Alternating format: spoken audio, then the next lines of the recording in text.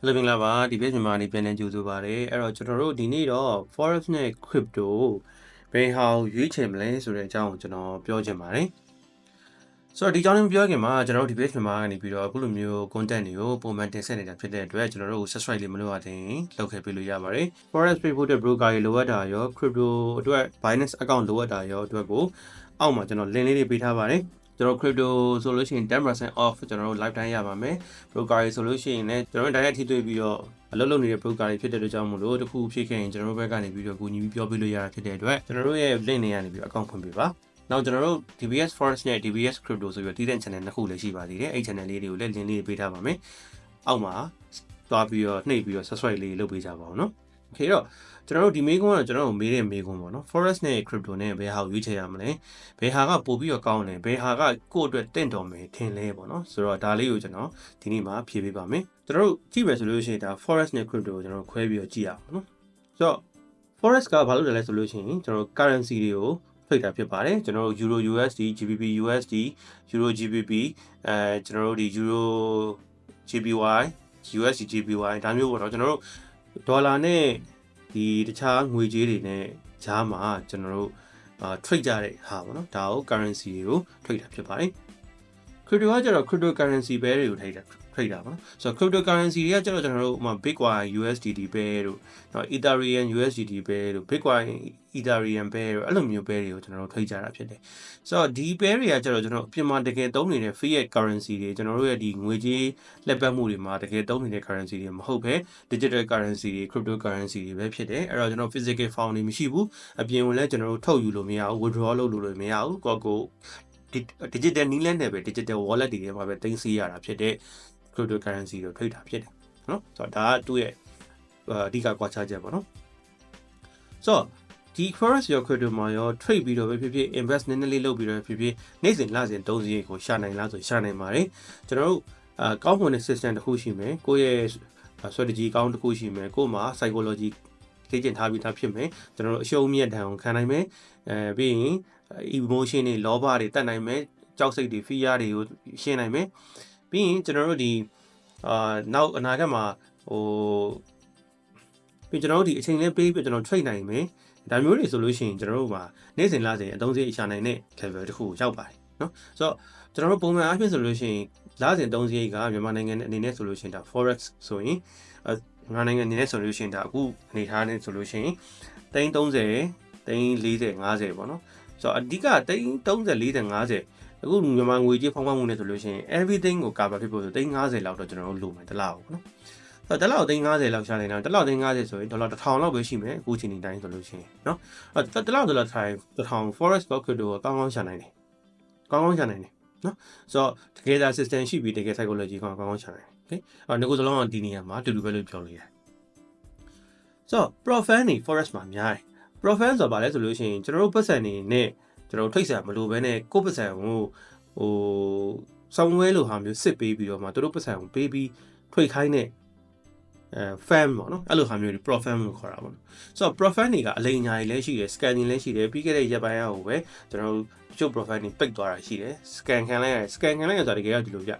စမဝဲကြီးတွေယူထားတယ်ပြီးရင် account တွေပေးထားတယ်ပေးရောက်ကိုပုံမှန်ထုတ်မပေးနိုင်တော့ဘူးဘာလို့ပေးရောက်ထုတ်မပေးနိုင်လဲဆိုလို့ရှိရင်ကျွန်တော်တို့သူတို့အလုပ်လုပ်တဲ့ပုံစံကဒီလိုပထမဆောင်းမွေးဖြေခိုင်းတယ်ဆောင်းမွေးအောင်သွားလို့ရှိရင်အဲ့ဆောင်းမွေးကြီးကိုပြန်အန်းတယ်ပြီးရင်သူတို့ account ပေးတယ်သူတို့ account ထွေပေးရတယ်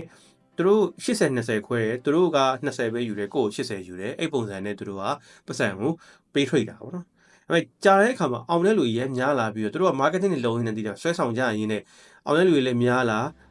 ာထွေတဲ့လူလည်းများလာတကယ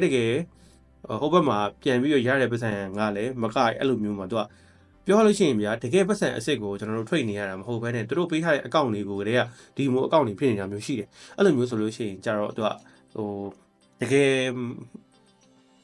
်မပေးနိုင်တော့ဘူးပေါ့နော်အဲ့လိုမျိုးတွေစကန်နာတွေရှိတယ်ပေါ့နော်ဆိုတော့ profile တွေများတယ် forex မှာရွေးချယ်စရာများတယ်စကန်တွေလည်းရှိတာပေါ့နော်ဒါပေမဲ့ generally ခြုံပြောမှဆိုလို့ရှိရင်နာမည်ရှိရမှာ FTMO လို့အဲ့လိုမျိုး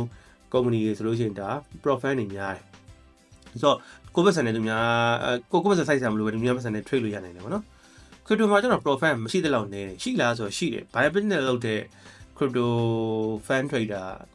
crypto fan ပေးတဲ့ ကျွန်တော်တို့ဒီ profile တစ်ခုရှိတယ်ကျွန်တော်တွေ့ဘူးတယ်ဒါပေမဲ့အဲ့တစ်ခုကလည်းကျန်တဲ့ဟာကျွန်တော်မတွေ့ဘူးလို့ပဲရှိတော့ရှိမှာပါနော်ဒါပေမဲ့နဲတယ်အရင်နဲမရှိသလောက်နဲအဲ့တော့ကျွန်တော်တို့ကိုယ်မှာပတ်စံရှိမှာ crypto တွေကိုထည့်လို့ဟိုပို့ပြီးတော့ကောင်းတယ်နော်ပို့ပြီးကောင်းတယ်ပတ်စံရှိရဆိုတော့မှအများကြီးမဟုတ်ဘူးဟိုမှာကိုနိုင်တဲ့လောက်ပေါ့ဒေါ်လာ100နဲ့စမှာ200နဲ့စမှာအဲ့ဒီဒါပေမဲ့စတော့စအဲ့လိုဖြစ်နေအောင်နော်ဒါဒီ profit မရှိသလောက်နဲဒါ crypto ပိုင်း နောက် trading volume များတယ် forex က trading volume များတယ်ဆိုတာကတနေ့ကိုကျွန်တော်တို့ဒါ6 trillion ဒေါ်လာပို့လောက်ငွေလဲနေကြတယ်နော် forex market ထဲမှာ trading volume များတာဒီဘာကောင်းလဲဆိုလို့ရှိရင် liquidity ရှိရလို့ပြောလို့ရတယ် liquidity ရှိရဆိုတာကျွန်တော်ကြိုက်တဲ့အချိန်မှာကြိုက်တယ်လို့ရောင်းလို့ရတယ်ကျွန်တော်က euro တွေဝယ်ထားပြီးတော့ပြန်ရောင်းလို့မရဘူးဆိုတာမဟုတ်ဘူးအမြဲတမ်းရောင်းလို့ရတယ်ဘာလို့လဲဆိုတော့ဈေးကွက်ထဲမှာ euro ပြန်ဝယ်တဲ့လူအမြဲတမ်းရှိတယ်အဲ့ဒီဘောပဲအဲ့ trading volume များတယ် crypto က trading volume နည်းတယ်ဒါပေမဲ့ဒီအပိုင်းကိုကျွန်တော်ဟိုဒါcrypto မှာအမားချစ်ထားပေမဲ့တကယ်ကြောက် तू ကပုံများတယ် तू ကပုံနေတယ်လို့ပဲဆိုလိုတာ trading volume ကကျွန်တော်တို့ trade လို့မရလောက်အောင်နေတယ်လို့ကျွန်တော်ပြောချင်တာမဟုတ်ဘူးအထူးသဖြင့်ဟိုအပေါ်ပိုင်း token တွေ coin တွေပါပေါ့နော်ဥပမာ bitcoin ဆိုရင်ကျွန်တော် trading volume ရှိတယ် data ရောရှိတယ်အများကြီးရှိတယ်နော်ဒါပေမဲ့အောက်ကိုဆင်းလာလေဟိုးအောက်ကကျွန်တော်ဘယ်သူမှမသိရတဲ့ coin တွေရှိတယ်အဲ့ဒီ coin တွေမှာဆို trading volume လဲမှာပေါ့ပြီး liquidity လည်းမရှိဘူးအဲ့ coin ကိုကဝယ်ထားပြီးကြံရောင်းလို့လည်းမရနေတာမျိုးဖြစ်နိုင်တာပေါ့နော်အဲ့လိုမျိုး token တွေနဲ့ကြည့်မယ်ဆိုရင်တော့ဒါ trading volume နေတာပေါ့နော်ဆိုတော့ဟိုတိတ်မကောင်းဘူးပေါ့ဒါပေမဲ့ကျွန်တော်အပေါ်က bitcoin တို့ ethereum တို့ဘာလို့top 10နဲ့ top 50အပေါ်လောက်ကို trade တယ်ဆိုလို့ရှိရင်တော့ trading volume ကရှိပါတယ်ဒါအသိပြဿနာတော့မရှိနိုင်ဘူးနော်အဲ့တော့ forex ရဲ့အဓိက point ရေရှည် invest မလုပ်နိုင်ကျွန်တော်တို့ဒေါ်လာတွေကိုဝယ်ပြီးတော့ဘယ်နှစ်လောက်အောင်းထားလို့ရဘာမှအောင်းထားလို့မရပြီးရင်ကိုယ့်လက်ထဲမှာကျွန်တော်ပတ်စံတွေကင်ထားတာဖြစ်တဲ့အတွက်ကျွန်တော် inflation rate ကိုကျွန်တော်ခံစားနေရတယ် inflation rate ဆိုတာကကျွန်တော်တို့ရဲ့ငွေကတဖြည်းဖြည်းနဲ့ဖောင်းပွားနေဘာလို့လဲဆိုတော့အစိုးရတွေကငွေတွေကိုစက်တိုက်ရိုက်ထုတ်နေတာဖြစ်တဲ့အတွက်ဥပမာ US ဆိုရဆိုလို့ရှိရင် US ဒေါ်လာကိုနှစ်တိုင်းအများကြီးအရွက်လိုက်အများကြီးရိုက်ထုတ်နေတယ်အဲ့လိုများရိုက်ထုတ်တော့အရွက်တွေဈေးကွက်ထဲကိုပုံများရောက်လာရင်ကျွန်တော်တို့ရဲ့ value ကငွေရဲ့ value ကကျသွားတာကျွန်တော်တို့ခုနကအရှိမတင်ထားခဲ့တဲ့ပတ်စံတွေကနှစ်ချီပြီးကြာသလောက်သူက inflation လို့ခေါ်တယ်ငွေကြေးဖုံးကွက်မှုတွေခံစားရတဲ့အတွက်တန်ဖိုးကရော့လာတယ်ခံမှန်းခြေပေါ့နော်ကျွန်တော်တို့တစ်နှစ်ကိုaverage ပြောရလို့ရှိရင်8% နီးပါးလောက်ရော့တယ်တစ်နှစ်ကို6 to 8% ပေါ့နော်ကျွန်တော်တို့ဒီအများဆုံးဆိုလို့ရှိရင်10% special case တွေမှာဥပမာကျွန်တော်မြန်မာနိုင်ငံဆိုလို့ရှိရင်ဒါ2021ကနေအခုချိန်ကြီးဆိုဘယ်လောက် percent တွေရော့သွားပြီလဲအစနေတော့ရော့ပြီ percent တွေမဟုတ်ဘူး500% လောက်တော့ပြောရင်300% လောက်ရော့သွားပြီအရင်တော့1400 1500ဒေါ်လာဈေးကအခု9000ဖြစ်သွားပြီနိအဲ့တော့မြှောက်ကြည့်လိုက်လို့ရှိရင်ဘယ်နှဆရော့သွားတယ်ဆိုတော့ဒါဒီ investment လုပ်လို့ရေရှည်ကင်ထားလို့မကောင်းဒေါ်လာကိုကင်ထားလို့ရှိရင်ခုန inflation နဲ့မိမှာနော်ပြီးရင်တခြားပြဿနာတွေရှိရဥပမာကျွန်တော်ငွေတွေဘယ်လောက်ထိတင်ထားလို့ကြမလဲ physical money တွေဘယ်လောက်တင်ထားလို့ရမလဲများလာရင်ဘယ်လိုမျိုးတိတ်မှာလဲဘယ်မှာတော့အဲ့လိုမျိုးတွေဖြစ်ကုန်တာနော်အဲ့တော့ရေရှည် invest လုပ်လို့မဟုတ်ဘူးအဲ့တော့ crypto ကကျတော့ရေရှည် invest လုပ်လို့ရတယ်ဟိုကျွန်တော် bitcoin ကိုလွန်ခဲ့တဲ့နှစ်ကဝယ်ခဲ့ရင်အခုဆိုဘယ်လောက်မြတ်နေပြီလဲအနည်းဆုံး2ဆလောက်တော့မြတ်နေနော်2ဆအဲ့တော့2015ဝယ်ခဲ့ရင်2019လောက်ကဝယ်ခဲ့ရင်နော်2019လောက်ကဝယ်ခဲ့လို့ရှိရင်တော့ကျွန်တော်တို့ဘာမှပြောစရာမလိုတော့အခုချိန်ဆိုလို့ရှိရင်တကယ်ကိုကနေလောက်အောင်ဝယ်လို့ရနေပြီအဲ့ crypto ဖြစ်တယ်နော်အဲ့တော့ရေရှည် invest လုပ်လို့ရရေရှည်တော့မယ်ဆိုရင် crypto ဘက်ကိုစဉ်းစားလို့ရနိုင်တယ်။ဒါဆိုရင်အပေါ်ကခုနကကျွန်တော်ပြောတဲ့ trading volume များတဲ့ quality ပေါ့နော်။ကျွန်တော်ဒါမျိုးကြီးစဉ်းစားလို့ရတယ်။နောက် forex ကပဲနေဆိုတာကျွန်တော်တို့တွက်ကြည့်ရဆိုလို့ရှိရင်အရှေ့တိုင်းမှာဆိုလို့ရှိရင်ဂျပန်ရယ် Australian dollar ရယ် New Zealand dollar ဒီသုံးခုပဲ trade ကြတာများတယ်။နော်။ပြီးအလဲ Europa မှာဆိုလို့ရှိရင် Euro ရယ်နောက် Great Britain Pound GBP ရယ်နောက်ပြီးရင် Switzerland ရယ် Swiss franc CHFအဲ့သုံးခုရှိမယ်နောက်ဖက်အမေရိကဘက်မှာဆိုလို့ရှိရင်ကျွန်တော် US ဒေါ်လာနဲ့ Canadian ဒေါ်လာရှိဒါပဲဒါကကျွန်တော်တို့ပုံမှန် trade တဲ့ဟာနောက်ရွှေရှိမယ်ရွှေကကျွန်တော် forex ရစားလို့ရှိရင်သူကဟိုဖြစ်သွားပြီ commodity ဘက်ကိုရောက်သွားတယ်ဒါပေမဲ့ commodity သမားတွေကလည်း forex မှာပဲပေါင်းပြီး trade ကြတာပဲဆိုတော့တပေါင်းနဲ့ပြောလို့ရပါတော့ဆိုတော့ဒါတွေကိုပဲ trade ကြတာရှိတယ်အဲ့တော့ပဲကခုနကဒီ currency တွေကိုဟိုလောက်လိုက်လို့ရှိရင် cross လိုက်လို့ရှိရင်ဒါပဲတွေက20နဲ့6ပဲလောက်မျိုးထွက်လာနော်အဲ့တော့အဲ့လောက်ပဲကျွန်တော်တို့ရှိကြOkay အဲ့တော့ crypto ကကြတော့ပဲများတယ်ဒါပေမဲ့ပဲများတော့လေ unnecessarily ပေါ့နော် necessarily ပြောရရင်မကောင်းဒီကောင်းလေးဒီအချက်လဲကျွန်တော်ပြောလို့ရှိရင်ဒါကျွန်တော်အမှားအမှန်ချက်ထားပဲဒါရွေးချယ်ဖို့မဟုတ်ဘူးဥပမာတခါတလေကြတော့ပဲ ပဲအရင်များမှာ crypto မှာတွားကြည့်လိုက်လို့ရှိရင် cryptocurrency က9000လောက်ရှိတယ်အခုအချိန်ဒီမှာအခုဆို9000ကမှာတော့မဟုတ်တော့100 1000လောက်ရှိတယ်နော်1000နီးပါးလောက်ရှိတယ် cryptocurrency အရေးအတွက်1000နီးပါးလောက်ရှိတယ်အဲ့ဒီ1000ကို cross လိုက်လို့ရှိရင်ဘယ်လောက်ဖြစ်သွားမလဲအများကြီးဖြစ်သွားမှာအဲ့လောက်ပဲတွေများကျွန်တော်အဲ့ကောင်လည်းလိုက်မကြည့်နိုင်ဘူးထွေလည်းမထွေနိုင်ဘူးဟိုးပောက်ကရ meme coin လေးတွေပောက်ကရပဲလေးတွေကိုဘယ်သူမှမထွေနိုင်ဘူး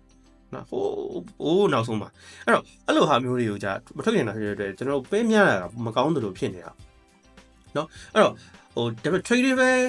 tradable pair တွေပေါ့ကျွန်တော်တို့လုံးဝဒါ trade တဲ့နဲ့ pair လို့ကြည့်လိုက်လို့ရှိရင်ကျတော့ Forex ကနည်းနည်းပိုနေခုန euro မှာဆိုရင်ကျွန်တော်ပုံမထွက်ကြဆို euro USD ရှိမယ် euro ဟို JPY လိုဟာမျိုးတွေရှိမယ်နော် euro CAD လိုဟာမျိုးတွေရှိမယ်နောက် GBP ပါဆိုလည်းအဲ့လိုပဲ GBP USD ရှိမယ် GBP JPY ရှိမယ် GBP CAD တွေရှိမယ်နော် major pair တွေဆိုလို့ရှိရင် AUD USD တို့ကျွန်တော်တို့ GBP USD ဒါမျိုးတွေဟိုကျွန်တော်တို့ဒီNZD USD ကိုဒါမျိုးတွေ trade ကြရတာ tradable pairs တွေပေါ့နော် crypto မှာဆိုလို့ရှိရင် tradable pairs ကဘာရှိလဲဆိုမှာ BTC ရှိမယ် BNB ရှိမယ် Ethereum ရှိမယ်ပြီးရင်ကျွန်တော်တို့တခြားဥပမာ Avalanche တို့နော်ကျွန်တော်တို့တချို့ဝယ်လို့ကောင်းတဲ့ coin တွေရှိမယ် Solana အဲ့လိုမျိုးဟာမျိုးတွေကိုပဲကျွန်တော် trade ကြရအောင်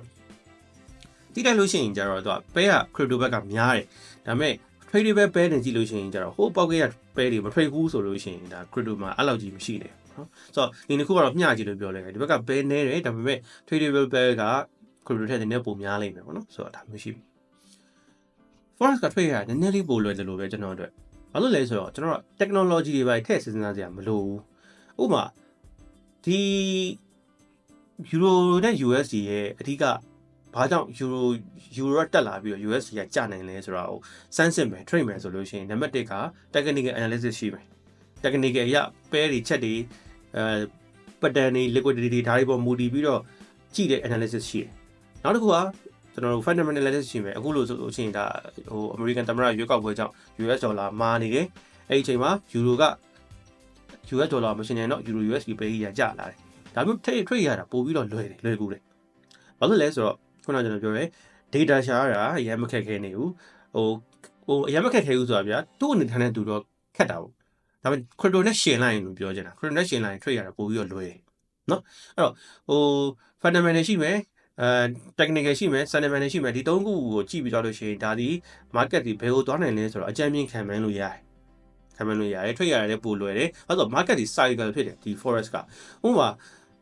တွက်ကြည့်လိုက်လို့ရှိရင်ဗျာ1 euro ကို1 dollar နဲ့ညီနေရင်ဘာဖြစ်လာလဲဆိုလို့ရှိရင် trade လုပ်ရတာအဆင်မပြေတော့သူတို့နှစ်ယောက်ရဲ့နိုင်ငံနှစ်နိုင်ငံကြားထဲမှာ trade လုပ်ရတာအဆင်မပြေတော့ပထမ1 euro ကို US ဒေါ်လာကျော်တက်သွားတဲ့နှစ်ရှိဘူးတယ်ဘာလို့လဲဆိုတော့ဘာလဲရုရှားနဲ့ယူကရိန်းစစ်ပွဲစတဲ့နှစ်မှာယူရိုကကျသွားတယ်ဘာလို့ကျသွားလဲဆိုတော့ဥရောပဒီစစ်မြေပြင်ဖြစ်လာနေတယ်ဆိုတော့ကြောက်စစ်တွေကြောင့်ဥရောပယူရို currency ကကျအဲ့ဒီမှာ US ဒေါ်လာတက်လာတယ်ဆိုတော့အဲ့လိုအခြေအနေမျိုးဆိုလို့ရှိရင်ဒါ trade ရတာကဘယ်လိုဖြစ်သွားလဲဆိုလို့ရှိရင်ဟိုတကယ်အပြင်မှာ trade တဲ့လူတွေရဲ့စားတောက်ကို trading ပေါ့နော်ဒီအဝယ်စားပါအကုန်လုံးပါသွားပြီးတက်ရောက်တာဖြစ်တဲ့အတွက်အဲ့လိုဖြစ်လို့မရနိုင်ဘူးအဲ့တော့1 euro ဒေါ်လာ100တန်ဝိုင်းဘယ်လိုလုပ်မလဲကုန်ပြီလေအကုန်နှစ်နိုင်ငံလုံးမွေးသွားတယ်နှစ်နိုင်ငံလုံးမွေးအဲ့ဒါကိုအဖြစ်မခံနိုင်ဘူးအဲ့တော့တို့ cycle ထဲမှာတော့ကနေပတ်နည်းနည်းတက်လာလို့ရှိရင်ဘယ်လိုလုပ်မလဲ fast တွေပါတွေကတခုခုလုပ်လိုက်လို့ရှိရင်ကျသွားအောက်ရောက်ရင် fast ကတခုပြန်လုပ်လိုက်တယ်အဲ့လိုမျိုးပုံစံမျိုးနဲ့ကျွန်တော်တို့ကဒါ control လုပ်ထားတာcrypto ရဲ့ပြဿနာကကျတော့ trade ရတာခက်တယ်ဘာလို့လဲဆိုတော့ control မရှိဘူးအခုဒီဗီဒီယိုရိုက်နေတဲ့အချိန်မှာ Bitcoin ဒေါ်လာ9000နီးပါးကိုကတ်သွားတယ်1 BTC ကို9000လောက်ကတ်သွားတယ်ဒါဒီ trade ရတာ cycle မရှိတဲ့အတွက် trade ရတာခက်ပြီးရင် technology တွေကအစဒီ cryptocurrency ဘယ်သူထုတ်ထားတာလဲဘာရဲနဲ့ထုတ်ထားတာလဲနည်းပညာဘယ်လိုရှိလဲသူ့ရဲ့အဓိကအချက် security ကောင်းတဲ့အချက်တွေကျွန်တော်တို့ဒီ decentralized ဖြစ်လားအဲ့ဒါတွေကဟုတ်ရဲ့လားအဲ့ဒါမျိုးအချက်တွေကိုလိုက်ပြီးတော့စဉ်းစားပြီးတော့စာဖတ်ပြီးတော့လေ့လာရတာပဲပေါင်းခုန1000နီးပါးလောက်ကိုဘယ်ပဲကိုကကင်မလဲဆိုပြီးလုပ်ရတာလောက်ခက်တာမရှိဘူးအဲ့တော့ထွက်ရတာခက်နော်investment လုပ်ရတာလည်းခက်တယ်ထွက်ရတာလည်းခက်တယ်နော်ဒါကဟိုသူ့ရဲ့ဟိုအားနေချက်လို့ပြောလို့ရတာပေါ့နော် forex ကကျတော့ cycle ထဲမှာသွားနေရဆိုတော့နည်းနည်းပို crypto ထဲစားလို့ရှိရင်နည်းနည်းလွယ်သေးတယ်နော် okay တော့ forex နဲ့ crypto ဘာကိုရွေးချယ်မလဲကျွန်တော်အခုပြောခဲ့တဲ့အချက်တွေထဲမှာမူတည်ပြီးတော့မှဘာကိုရွေးချယ်ကြမလဲဆိုရင်ရေရှည်မလုပ်နိုင်ဘူးနေ့စဉ် trade ပြီးတော့ဝင်ငွေတစ်ခုလိုချင်တယ်ဒါမှမဟုတ်အချိန်ရမ်းမပေးနိုင်ဘူး trade ပဲ trade ရှင်နေ trading career တခုကိုကျွန်တော်တို့ဒီ part time trader ကနေ full time trader အဖြစ်ကိုပြောင်းမယ် trading ကနေပြီးတော့ဝင်ငွေတစ်ခုရနေမယ်တစ်လောက်ဒေါ်လာ2000 3000 4000 5000 profit နေလို့တောင်းဒါမျိုးရှာနိုင်တယ်အေးစစ်စစ်နေခြင်းနဲ့ forex ကိုရွေးနော်ဒါမှမဟုတ်ရေရှည်အတွက်ရည်ရွယ်တယ်အခုအချိန်မှာကျွန်တော်တို့ coin တွေစုထားမယ်အနာဂတ် plan coin တွေစုထားမယ်နောက်10နှစ်ကြာရင်ဘယ်လိုဖြစ်မလဲနေတိုင်းကြည့်နေမယ်နေတိုင်းလဲကျွန်တော်တို့ထွေးမယ်